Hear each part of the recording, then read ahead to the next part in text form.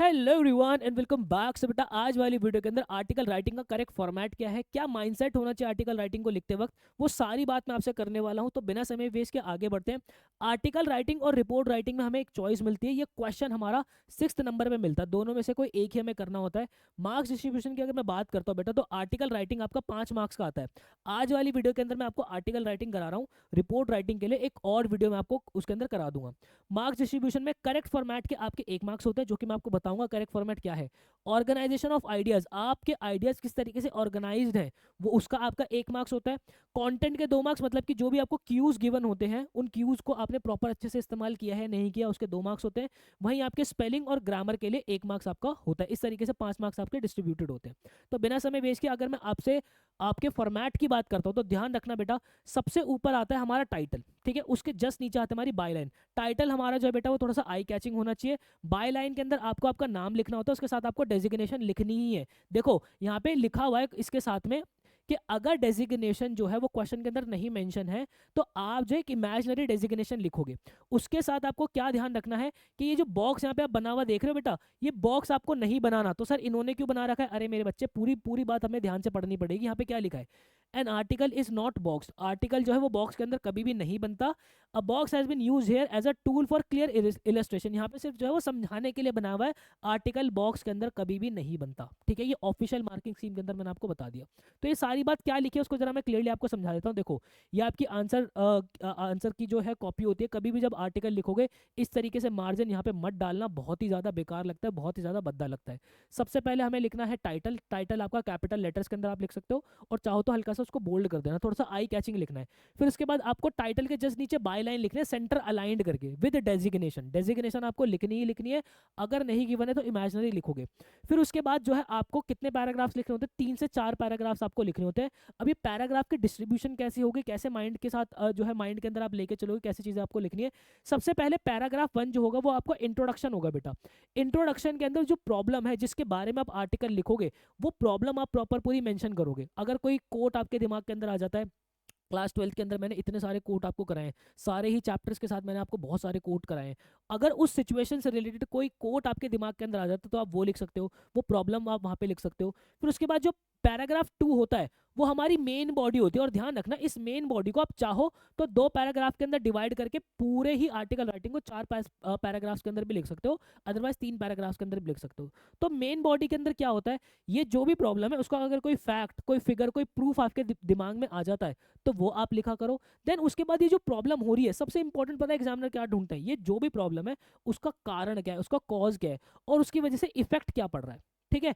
Then उसके बाद उसकी एडवांटेजेस क्या हो सकते हैं, उसके डिसएडवांटेजेस क्या हो सकते हैं, वो सारी बात आपको लिखनी होती है।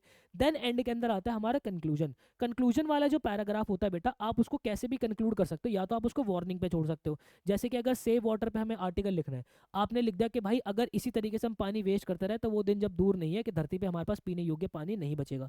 एक वार्निंग पे छोड़ दी।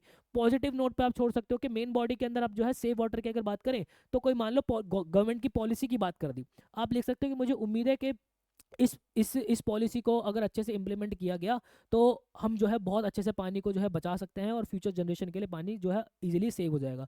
आप रिक्वेस्ट कर सकते हो कि भाई पानी, मैं आप सभी से रिक्वेस्ट करता हूँ कि पानी को इस तरीके से मत वेस्ट करो, ये आगे वो दिन दूर नहीं रहेगा जब पानी हमारे पास नहीं बचेगा। इस तरीके से रिक्वेस्ट कर सकते हो। होप, आशा दिखा सकते हो कि आप इस, मुझे उम्मीद है इस गवर्नमेंट की पॉलिसी को आप सभी जो है वो अच्छे से फॉलो करोगे, और हमारे नेशन को प्राउड फील कराओगे। हम फ्यूचर जनरेशन के लिए पानी जो है अच्छे से सेव कर पाएंगे। वो सारी बात आप कंक्लूड करके लिख सकते हो। अब कैसे क्या करना होता है उसको बहुत अच्छे से मैं समझाने की कोशिश करूंगा। सबसे पहले एक क्वेश्चन समझो बेटा, ये हमारा सीबीएसई का ऑफिशियल सैम्पल पेपर का ही क्वेश्चन मैंने उठा रखा है। इनफैक्ट जितने भी राइटिंग सेक्शन के अंदर मैंने क्वेश्चन कराए, वो सब मैंने आप लोगों को ऑफिशियल सैम्पल पेपर के ही कराए हैं। क्या लिखा है?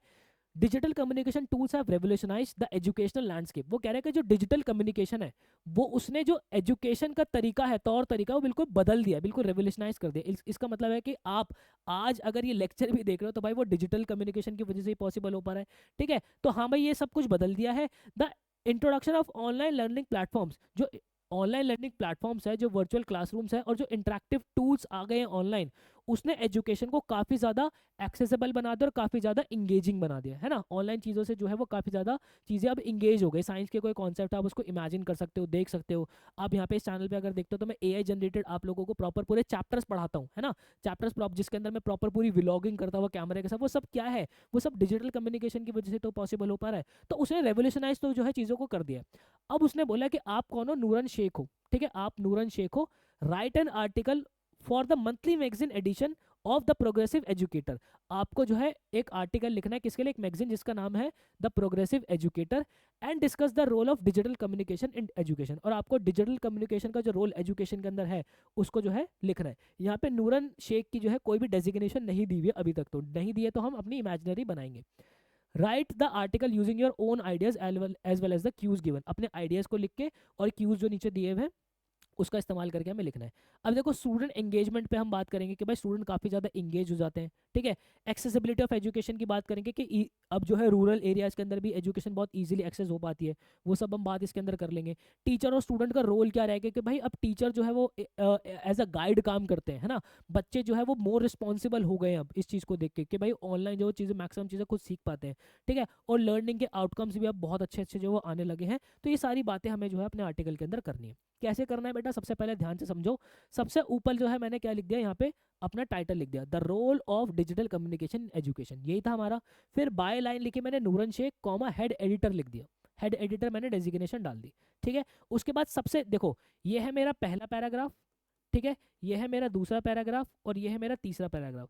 देखो यहाँ पे इसके अंदर शीट पे क्योंकि चीज़ें टाइप्ड है तो यहाँ पे मैंने 3 लाइन के अंदर लिखा है, फिर ये कुछ 5-6 लाइन के अंदर आ गया, फिर ये 2 लाइन के अंदर आ गया। जब आप इसको हैंड रिटन करना शुरू करोगे तो हो सकता है कि पहले वाला पैराग्राफ आपका 5-6 लाइन के अंदर आ जाए, तो कोई प्रॉब्लम नहीं है।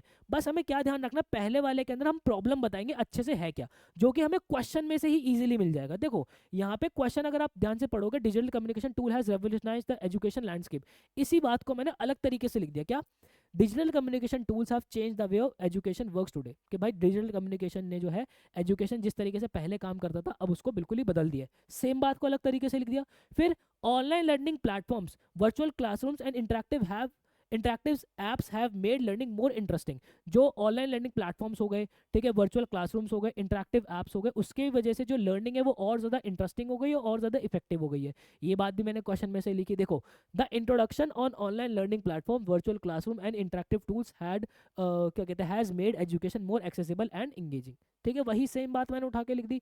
फिर उसके बाद मैंने क्या लिख दिया, which help students stay focused and active, जिसकी वजह से स्टूडेंट्स जो है वो फोकस्ड रह पाते हैं और एक्टिव रह पाते हैं। मैंने प्रॉपर जो पूरी चीज़ है किसके बारे में आर्टिकल लिख रहा हूँ, है ना, जो टॉपिक है उसको एलैबोरेट करके यहाँ पे लिख दिया।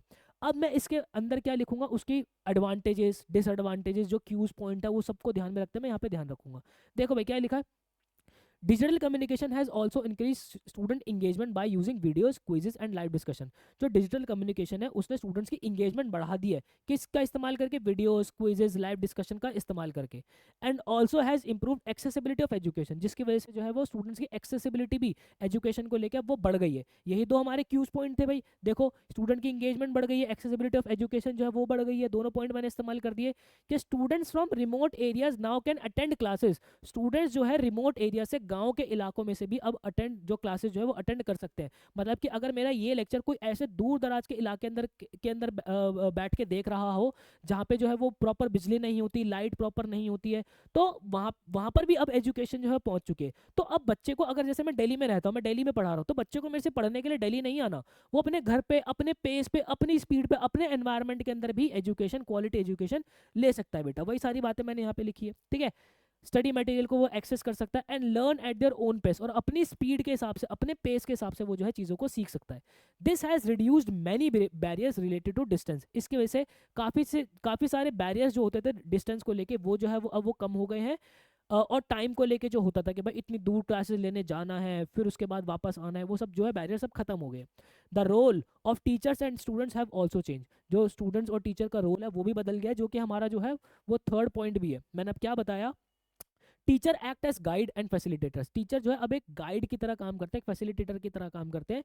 While students take more responsibility of their own learning, और अब स्टूडेंट जो है वो अपनी खुद की लर्निंग के लिए ज़्यादा रिस्पॉन्सिबिलिटी जो है वो लेने लगे, जिसका रिजल्ट ये है कि लर्निंग आउटकम्स जो है वो भी इंप्रूव्ड हो गए हैं as students understand concept better, जिसकी वजह से मतलब स्टूडेंट्स जो है वो अब बेहतर कॉन्सेप्ट को जो है इजीली समझ पाते हैं और अपनी development and develop important digital skills, और अपनी जो इंपॉर्टेंट डिजिटल स्किल्स है वो भी बच्चे जो है वो इंप्रूव करते रहते हैं।